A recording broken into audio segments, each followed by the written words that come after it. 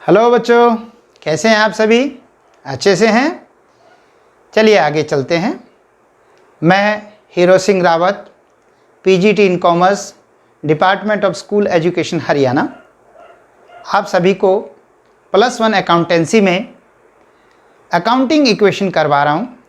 इस संबंध में एक लेक्चर पूरा हो चुका है, ये दूसरा लेक्चर है। क्योंकि हमने पिछले लेक्चर को बीच में छोड़ा था, तो आइए उसके आगे से प्रारंभ करते हैं, ताकि जो क्वेश्चन पीछे बाकी रह गया था वो भी पूरा आ जाए और इससे संबंधित बाकी और क्वेश्चंस भी हम इसमें करेंगे।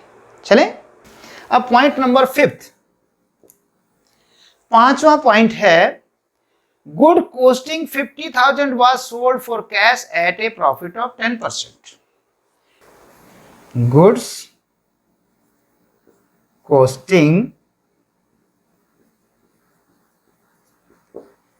50,000 was sold at a profit of 10%. आपने 50,000 का माल 10% लाभ पर बेचा।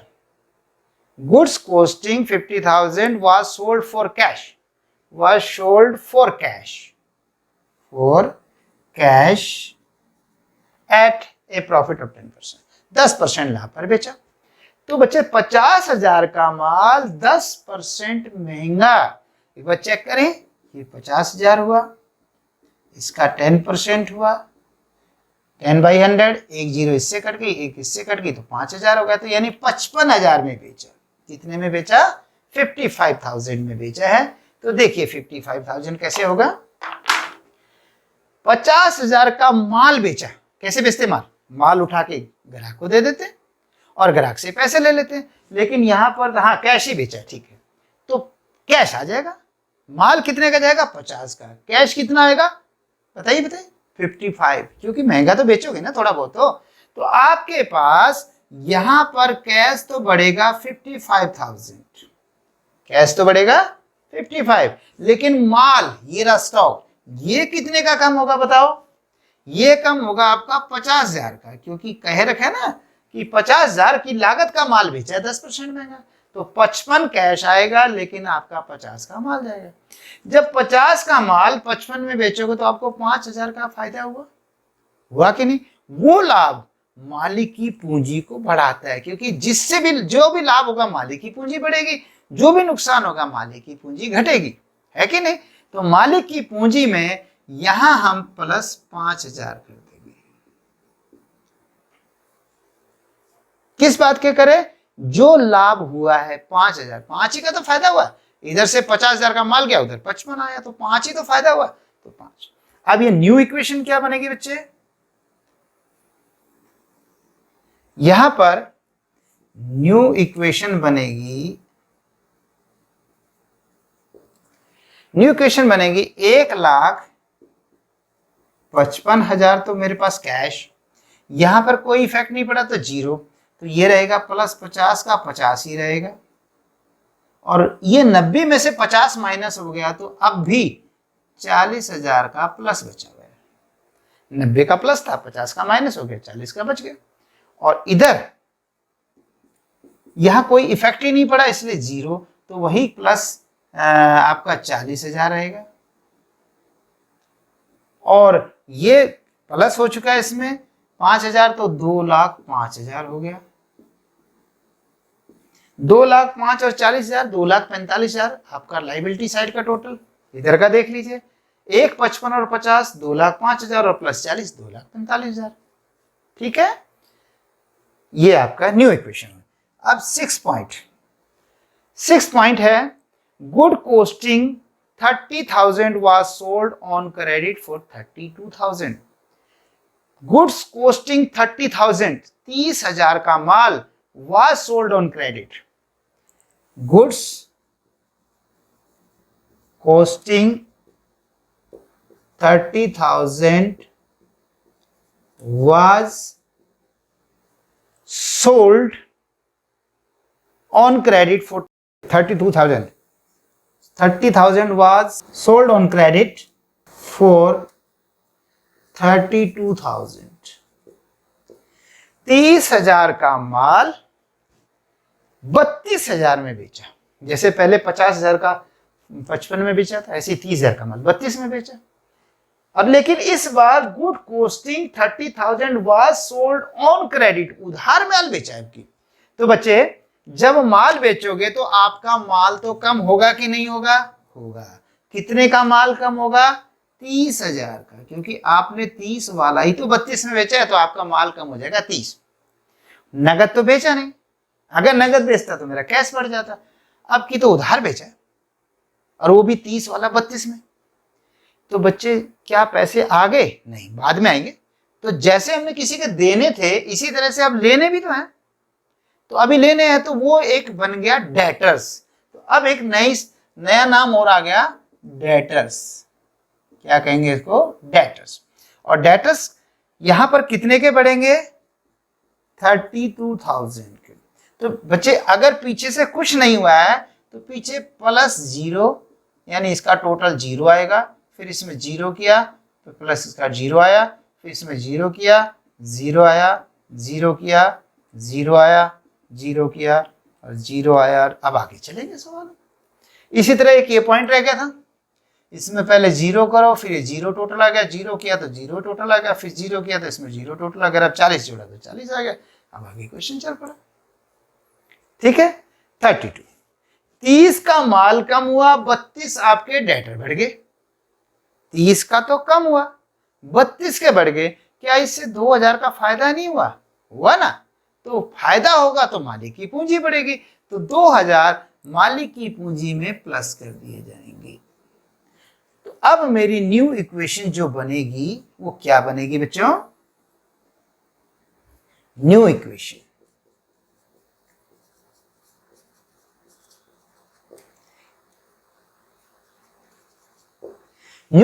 बनेगी मेरी। इसके आगे कुछ नहीं है, 0। यहां भी कुछ नहीं, 0।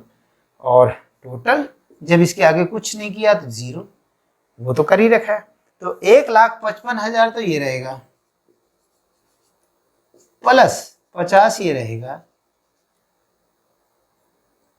और 40 में से 30 गए तो प्लस 10,000 बचे, और 32,000 प्लस ये नहीं हो गए डेटर्स के, इज इक्वल टू ये 40 रहेगा, और ये आपका हो गया 5,000 में 2,000 जुड़ा तो 2,07,000।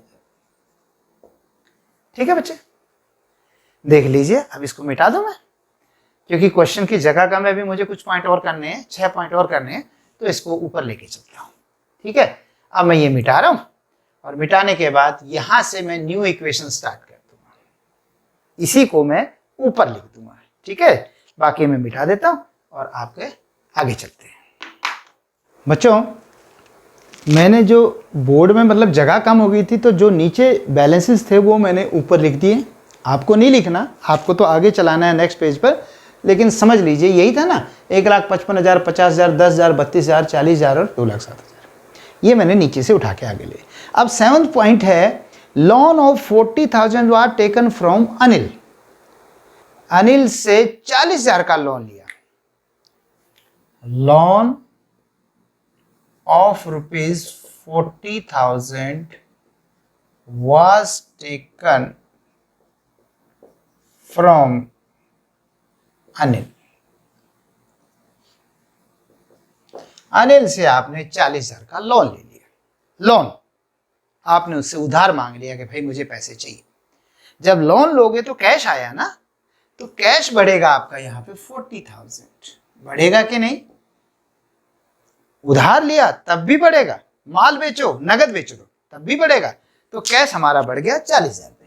ठीक है, अच्छा जी, क्योंकि मैंने लोन लिया है तो एक दिन तो मुझे लोन चुकाना पड़ेगा, और जब तक नहीं चुकाया तब तक उस लोन को क्या कहेंगे? लायबिलिटी। तो एक लायबिलिटी और नई बन गई, जिसका नाम मैं क्या लिख दूं? लोन। तो लोन पे यहां पर 40,000 बढ़ जाएंगे। ठीक है, ये आपके हेडिंग्स हो गए, और इसमें 40,000। 40 अगर आप देखिए तो इधर मैंने 40 प्लस किया, इधर 40 प्लस किया, दोनों साइड बराबर किया। अब न्यू इक्वेशन क्या बनेगी? 40 इसमें जुड़ जाएंगे तो 1,95,000 हो जाएगा, और ये तो एज इट इज रहेगा तो 50 का 50 रहेगा, ये भी एज इट इज रहेगा तो +0 वो तो जिस पे कोई इफेक्ट नहीं पड़ा, जैसे यहाँ पे कोई इफेक्ट नहीं पड़ा तो +0 लिख दीजिए। अब ये टोटल हो जाएगा 10,000 ये प्लस 32,000 इज इक्वल टू, यहाँ पर कुछ नहीं हुआ था 0, 40,000 खाली नहीं छोड़ना। और यहाँ पर पहले लोन नहीं था तो क्या लिखें? 0 लिख लेते हैं। तो 40,000 ये हो गया और प्लस 2,07,000, तो 2,07,000 और 80,000 2,87,000 इधर का हो गया, इधर भी 287 हो गया होगा। ठीक, चले पॉइंट नंबर 8 नंबर पॉइंट है paid rent for business 10,000, paid rent for business ₹10,000। आपने 10,000 का रेंट दिया, रेंट पे किया, पेज रेंट फॉर बिजनेस ₹10,000, 10,000 का रेंट पे किया। जब 10,000 का रेंट दोगे, यानी बिजनेस का जो प्रीमाइसेस है, भवन है, जो भी भवन है वो यूज किया और आपने 10,000 वो उसका रेंट देना पड़ा, तो कैश आपका 10,000 कम होगा कि नहीं बच्चे? आपका 10,000 रुपया कैश चला जाएगा। भाई किराया दोगे तो पैसा तो दोगे ना उन्हें। अब रेंट दिया, कोई संपत्ति थोड़ा खरीद लिया आपने, तो रेंट एक एक्सपेंसेस है, खर्चा है, बिजनेस चलाने के लिए खर्चा है।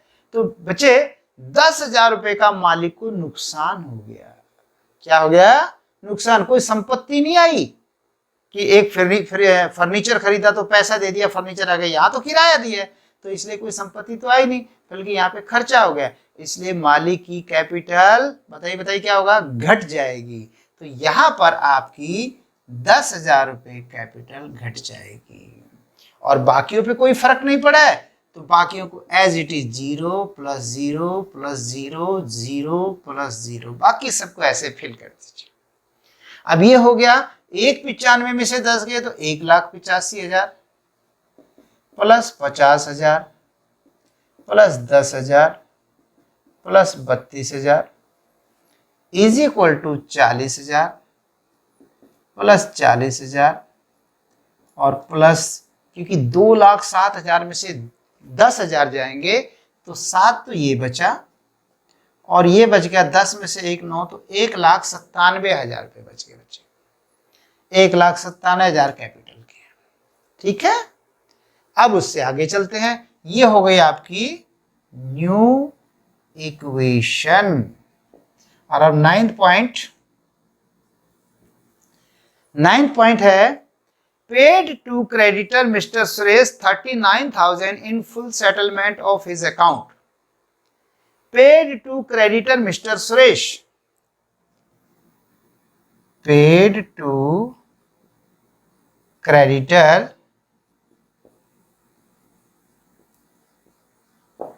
Mister Suresh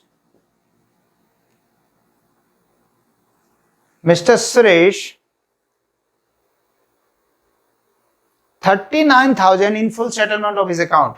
₹39,000 in full settlement of his account. जो मिस्टर सुरेश था, जिससे हमने पहले 40,000 का माल खरीदा था, याद है शुरू में खरीदा था उधार, हमने चौथी एंट्री में खरीदा था, purchase goods on credit from Suresh for ₹40,000, 40,000 का खरीदा था। आज हम उस सुरेश के पैसे दे रहे हैं 40,000 में से, लेकिन हमने उसे 40 नहीं दिया, हमने 39 दिया। हमने कहा बस बहुत है इतना, आगे भी तो आपसे माल लेते रहेंगे, तो हमने 1,000 कम दिए और वो भी फुल सेटलमेंट कर दिया। फुल सेटलमेंट होता है बच्चे, अब मैं कुछ नहीं दूंगा, बस जो देना था सो दे दिए, ये कहते हैं फुल सेटलमेंट। तो बच्चे कैश कितना जाएगा? 40 जाएगा या 39 जाएगा, 39 जाएगा? बताइए सोचो। मैंने सुरेश के 40 देने थे, लेकिन 39 पे करके paid Suresh 39,000 in full settlement of his account, तो 39,000 ही तो कैश जाएगा बच्चे। जब 39 दोगे तो 39 जाएगा, 40 दोगे तो 40 जाएगा। अब आप जब दोगे तो जो मेरा क्रेडिटर था वो भी खत्म हो गया कि नहीं। अब क्रेडिटर तब तक रहता है जब तक मैं उसका भुगतान नहीं कर देता। आज मैंने उसका भुगतान कर दिया तो अब मेरा क्रेडिटर नहीं रहा, तो यहां पर मेरे क्रेडिटर कम हो जाएंगे। अब सोचने की बात है कितने के कम होंगे, 40,000 के कम होंगे या 39 के। एक बार 40 करके 39 करके देखें। अगर मैं कहता हूं 39 कम कर दिए तो 1,000 का क्रेडिटर मेरा वो अभी बाकी रहेगा। बताइए रहेगा कि क्या वास्तव में रहेगा? जब मैंने कहा नहीं नहीं बस अब और नहीं दूंगा मैं, मेरा फाइनल हो गया, फुल एंड फाइनल पेमेंट कर दिया मैंने आपका, तो इसका मतलब हुआ यहां पे तो जीरो आना चाहिए। तो जीरो तभी आएगा जब मैं मान के चलूंगा कि उसके 40 के 40 दे दिए, उसका हिसाब मुझे 40 से पूरा करना पड़ेगा, जबकि पेमेंट मेरे यहाँ से 39 जाएगी। ऐसा करने से हमें 1,000 का फायदा हो गया, लाभ हो गया। हुआ कि नहीं? 40 देने की बजाय 39 देने पड़े, 39 देने पड़े, एक का फायदा हुआ, तो वो 1,000 फायदा है, लाभ है, तो वो मालिक की पूंजी बढ़ गई। जब भी कभी लाभ होता है मालिक को प्रॉफिट होता है, जब भी नुकसान होता है मालिक को लॉस होता है। तो मालिक के अकाउंट में प्लस कर दिया जाएगा, प्लस 1,000। अब चेक करिए, 40,000 माइनस और 1,000 प्लस, तो इस साइड क्या हुआ? 39,000 माइनस, और इधर देखिए कैश क्या हुआ? 39,000 माइनस। इक्वेशन तो बराबर आ रही है। तो अब इसका जो न्यू इक्वेशन बनेगी, न्यू इक्वेशन वो बनेगी 1,40,000। ठीक, और ये कोई इन पे कोई असर नहीं पड़ा, जीरो नहीं पड़ा, जीरो जीरो, और इस पे भी कोई असर नहीं पड़ा, जीरो भर दीजिए जो खाली जगह है। Plus 50,000 plus 10,000 plus 32,000 is equal to 40 में से 40 गए तो जीरो हो गया बच्चे, यही तो चाहते थे जीरो हो जाए, और प्लस ये 40 अभी रह रहा है, और प्लस ये जुड़ गया तो 1,98,000 हो गया। 1,97,000 था प्लस 1,98,000 हो गया, 1,000, 1,98,000। अब पॉइंट नंबर 10, 10वां पॉइंट है, cash withdrew for personal use 5,000।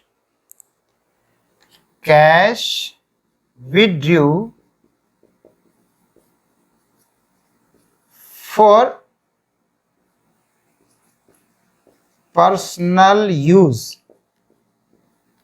₹5,000। 5,000 रुपये व्यक्तिगत प्रयोग के लिए निकाले,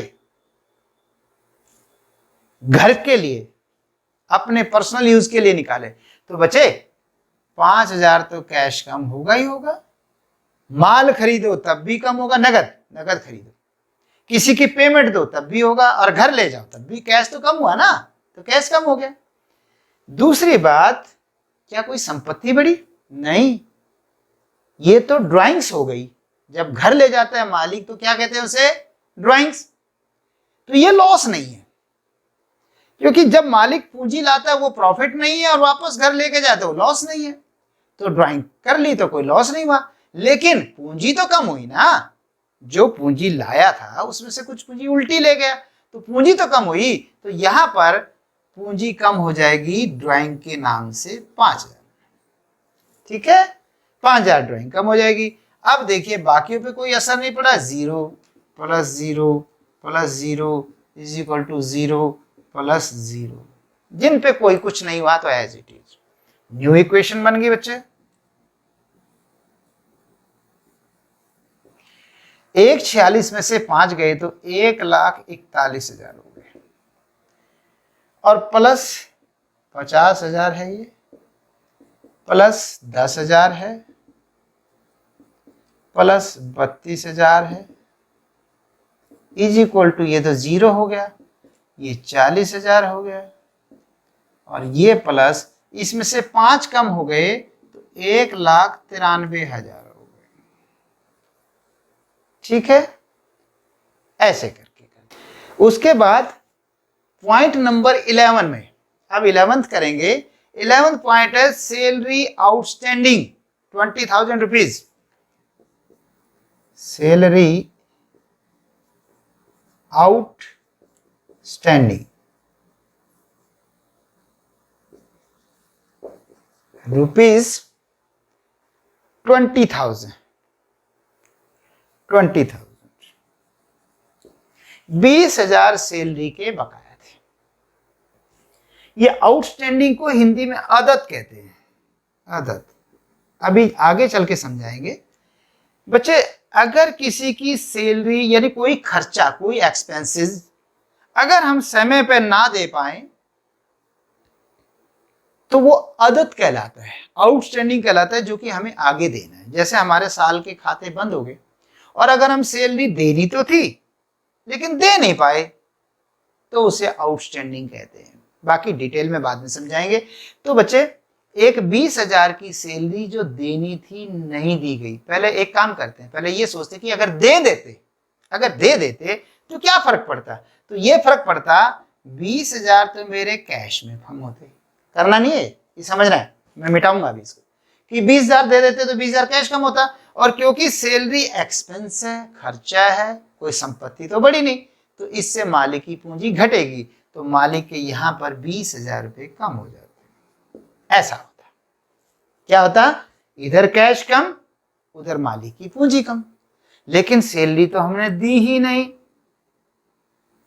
क्या कहते हो, नहीं दी ना, देनी है, बाद में देनी है। तो ये मेरे लिए संपत्ति बनेगी, एसेट्स बनेगी या लायबिलिटी बनेगी, क्योंकि मैंने देना है, मेरे लिए एक दायित्व बन गया। तो यहां पर एक नई लायबिलिटी पैदा हो गई। तो यहां पर नई लायबिलिटी आप एक और जगह बनी हुई थी, यहां पर आप आउटस्टैंडिंग एक्सपेंसेस कह दीजिए, आउटस्टैंडिंग एक्सपेंसेस। तो यहां पर आपका थोड़ी सी जगह कम हो गई है, तो यहां 0 करते हैं, यहां पे कर देते हैं प्लस 20,000 और फिर बीच में चलते रहे, प्लस 0 0 हो गया, फिर 0 और जुड़ा तो टोटल 0 हो गया, फिर इसमें 0 जोड़ा तो 0 हो गया, फिर 0 जोड़ा तो 0 हो गया, और ऐसे करके करेंगे। और बाकी अब देखिए, इसी साइड में 20 प्लस हुआ है, इसी साइड में 20 माइनस हुआ है, तो हो गया बराबर। इधर कोई इफेक्ट नहीं पड़ा, सब 0। अब न्यू इक्वेशन जो बनेगी बच्चे,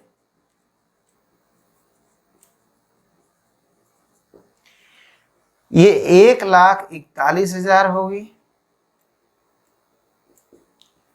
प्लस 50,000 प्लस 10,000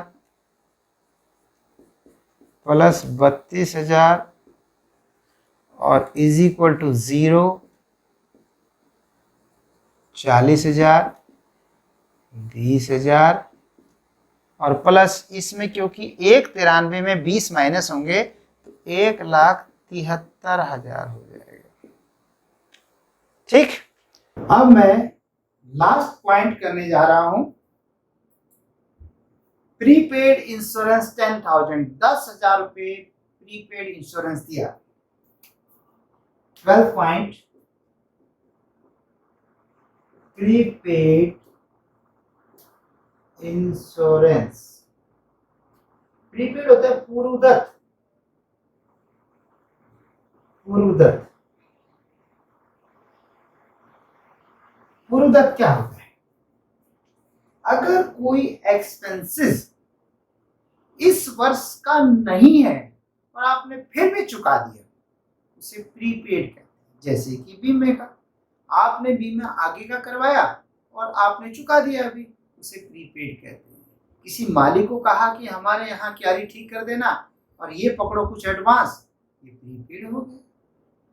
ठीक है, तो प्रीपेड एक्सपेंसेस को पहले चुका दिया गया जिसका बेनिफिट बाद में मिलना है, तो उसे हम प्रीपेड कहते हैं। तो बच्चे, जब आप प्रीपेड इंश्योरेंस ₹10,000 है तो 10,000 रुपये तो आपका कैश कम हो गई होगा, क्योंकि 10,000 रुपये हो। अब ये 10,000 रुपये एक्सपेंसेस तो है नहीं, क्योंकि इसका बेनिफिट तो भी मिलना है। हाँ, जब अगले साल मिलेगा तब एक्सपेंस बनेगा, अभी एक्सपेंस नहीं है। तो बच्चे अभी तो ये मेरे लिए संपत्ति हो गई। आप कहोगे सर हमारी तो कोई चीज खरीदी नहीं है, ठीक है, लेकिन जिसको आपने पहले दे दिया या तो उससे बेनिफिट लोगे, ठीक है, जैसे बीमा करवा रखा तो बीमे का बेनिफिट मिलोगे, और मालिक को जैसे आप पे करोगे एडवांस में तो बाद में मालिक हमारा काम करेगा, और या अगर वो नहीं करेगा या बीमा कंपनी हमें सुविधा नहीं देगी तो हमारा कैश वापस देगी। तो दोनों कंडीशन में हमारे लिए संपत्ति बन जाता है। तो ये हमारे लिए एक नई और एसेट बन गई, प्रीपेड एक्सपेंसेस। ठीक, अब इसमें 10,000 रुपए मेरी संपत्ति बन जाएगी। तो बच्चे सब जगह पीछे से 0, टोटल 0 आया, 0 ही प्लस हुआ 0। अब तो समझ में आ गया आपको? बस बाकी में कोई इफेक्ट नहीं पड़ा, जिन पे इफेक्ट नहीं पड़ा तो क्या करें, 0।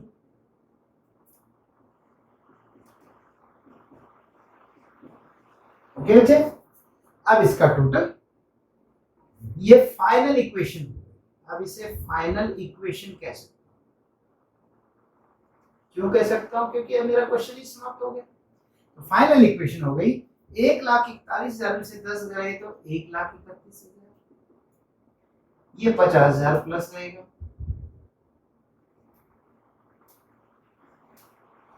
ये 10,000, 32,000,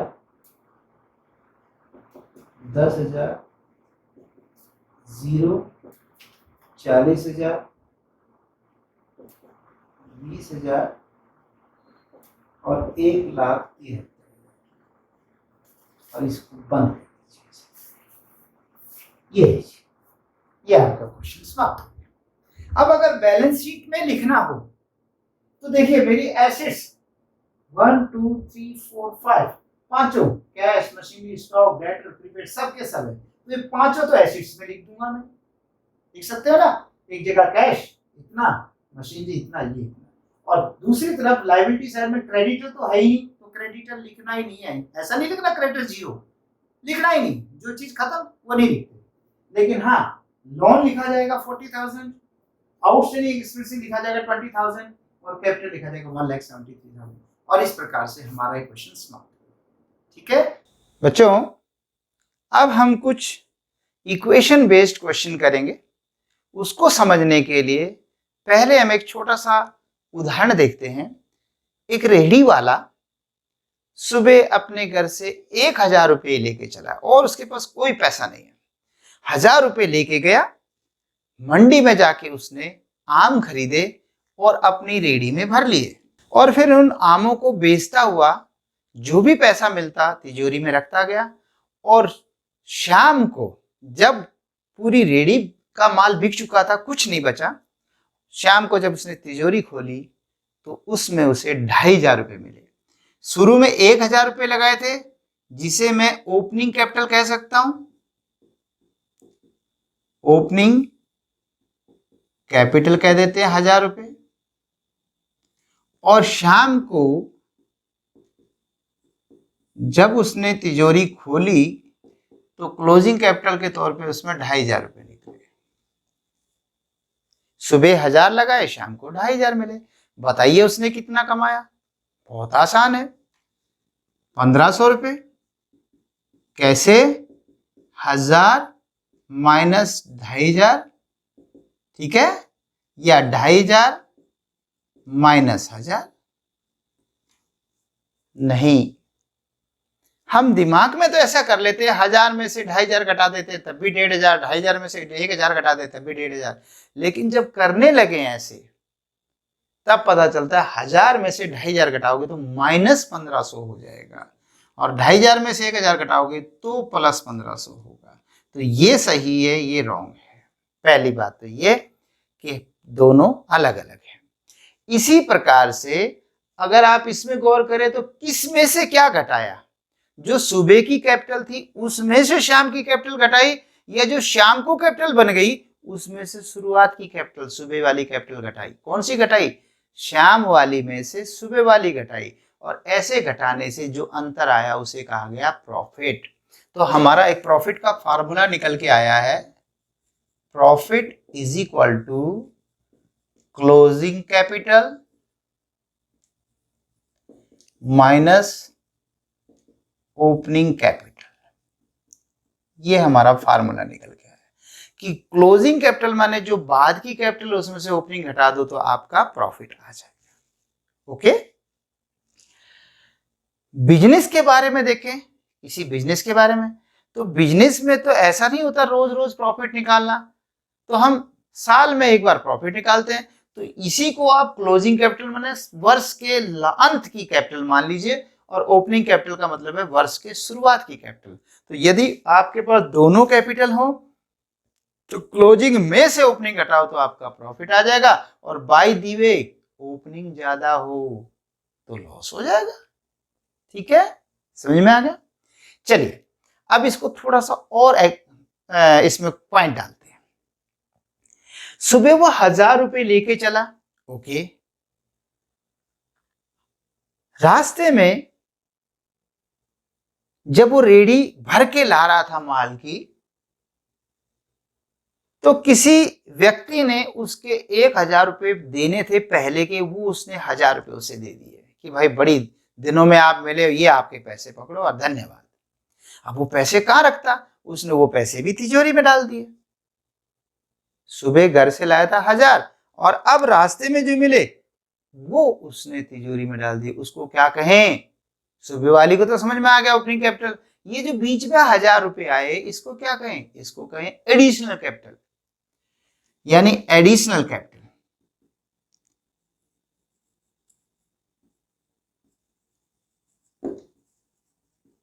एडिशनल कैपिटल कितनी कह दें? 1000। ठीक है, ओके। जब रेडी भर के लाया तो बीच में अपने घर खाना खाने भी आया, और उसके बेटे ने कहा पापा मुझे स्कूल की फीस देनी है। अच्छा बेटे कितनी देनी है? 500 रुपये। निकाल ले, वो जो तिजोरी है रेडी में उसमें से निकाल ले 500 रुपये, और उसने 500 रुपये अपने बच्चे को दे दिए। इसको क्या कहूं? इसको कहेंगे ड्राइंग्स। इसे क्या कहेंगे हम? ड्राइंग्स।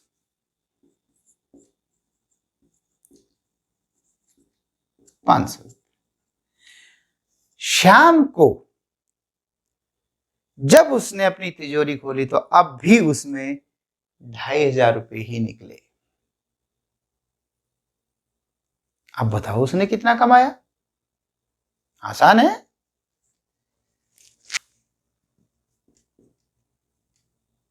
2500 रुपये closing capital minus opening capital की कहानी थोड़ा क्लियर कर लेते हैं। पहले तो पता था कि 1000 रुपीज ही था, है ना? यही तो था जिसको हम क्या कहेंगे? Closing capital. Okay, closing capital. Closing capital, sorry opening capital, wrong हो गया। ओपनिंग कैपिटल, जो ओपनिंग कैपिटल है 1000 रुपये सुबह लगाए, 1000 रुपये रास्ते में उसको बाहर से मिल गए, तो इसको इसमें ऐड किया जाए कि नहीं? एडिशनल कैपिटल 1000 ऐड कर दो। भाई सुबह 1000 कैपिटल थी और 1000 लगी, 2000 समझ लेते हैं कैपिटल, लेकिन 500 तो उनका बेटा ले गया, तो 500 रुपये कम कर दीजिए। इसको क्या कहें? ड्राइंग्स 500। लो जी, आंसर आ गया 2500। ये माइनस जो है ये ब्रैकेट के बाहर है, या तो इसको सबके साथ अलग अलग माइनस करो, या ऐसा करो इसको बाद में कर लेना, इसका निचोड़ कर लो अंदर का। जैसे इसको माइनस रहने देते हैं, अंदर का कर लेते हैं। 1000 प्लस 1000 2000, 2000 माइनस 500 1500। 2000 में से 500 गए तो 1500 रुपये। अब 2500 माइनस 1500, तो कितना आ गया 1000, तो उसका प्रॉफिट 1000। इसको मैं कहीं लिख के रख लूं यहां पर 1000 प्रॉफिट है, ठीक है, समझ में आ गया। अब करते हैं क्वेश्चन। इसको मैं थोड़ा सा दोबारा से मिटा देता हूं यहां तक, वही 1000 आएगा, 2500। ये माइनस जो है दूसरे तरीके से कर रहा हूं मैं, सबके साथ करो। और आप जानते हैं ये ब्रैकेट का मतलब मल्टीप्लाई होता है, ये तो पता होगा। जब माइनस को इसके साथ करेंगे मल्टीप्लाई, माइनस इंटू, इंटू मतलब मल्टीप्लाई, प्लस, तो क्या होगा -1000, और माइनस इंटू प्लस -1000, और minus into minus plus 500। Okay, अब करें, देखिए थोड़ा सा और ठीक कर देते हैं, जो प्लस की वो इकट्ठा कर देते हैं। जैसे 500 प्लस है, इसको थोड़ा आगे लिख देते हैं, कोई फर्क नहीं पड़ता आगे पीछे से, लेकिन थोड़ा हमारा फार्मूला बन जाएगा। और ये 1000 क्या था, ये एडिशनल कैपिटल था, इसको माइनस कर देते हैं 1000, वही माइनस का माइनस। और ये 1000 है, इसको भी यूं का लिख रहे हैं माइनस। मैंने कुछ नहीं किया, प्लस का प्लस ही रखा, माइनस का माइनस, माइनस का माइनस, कुछ भी चीज नहीं किया। अब देखिए 2500 में 500 जुड़े तो 3000, और 3000 में से 1000 गए 2000, और 2000 में से 1 गए तो 1000 रुपए। यही तो था हमारा आंसर, यही तो था, कुछ भी नहीं था, कोई चेंज नहीं है, ठीक है। अब देखिए क्या देखने की चीज है, इसी से अब हम फार्मूला बना रहे हैं।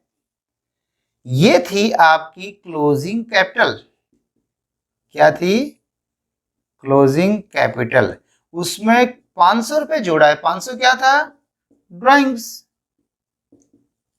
500 था ड्राइंग्स, और ये -1000 क्या था, ये एडिशनल कैपिटल, माइनस एडिशनल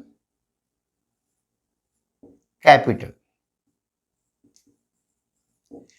और माइनस ये 1000 और है, ये क्या है, ओपनिंग कैपिटल।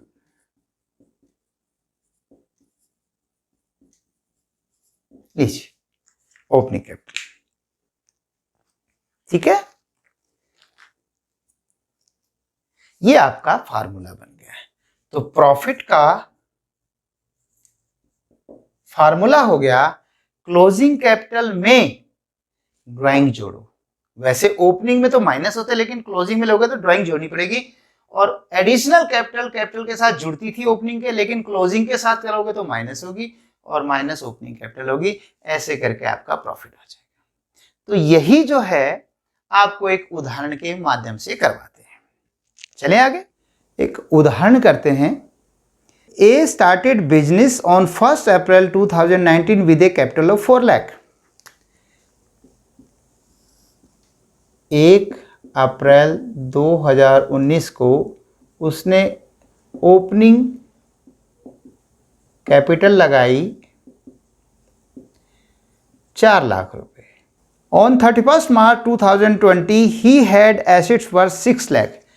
31 मार्च 2020 को उसके पास एसेट्स थी 6 लाख रुपए की, एंड लाइबिलिटीज 150, और उसके पास लाइबिलिटीज थी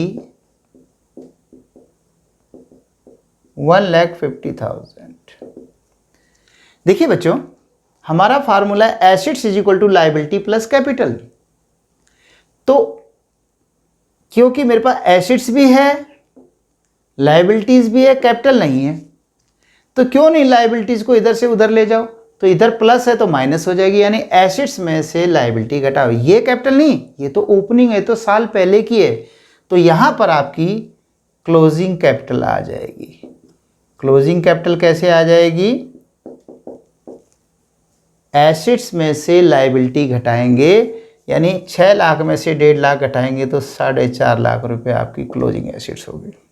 अब प्रॉफिट कैसे निकालते हैं, profit is equal to closing capital 4,50,000 minus opening capital 4 lakh. ऐसे करके 50,000 रुपये प्रॉफिट, ये आपका प्रॉफिट आ गया। अब इसी क्वेश्चन के बाद फोर्थ और है, कंटिन्यूइंग द एग्जाम्पल 3, तीसरे एग्जाम्पल को जारी रखते हुए, the proprietor during the year had introduce additional capital 50,000, मालिक ने वर्ष के दौरान एडिशनल कैपिटल दी।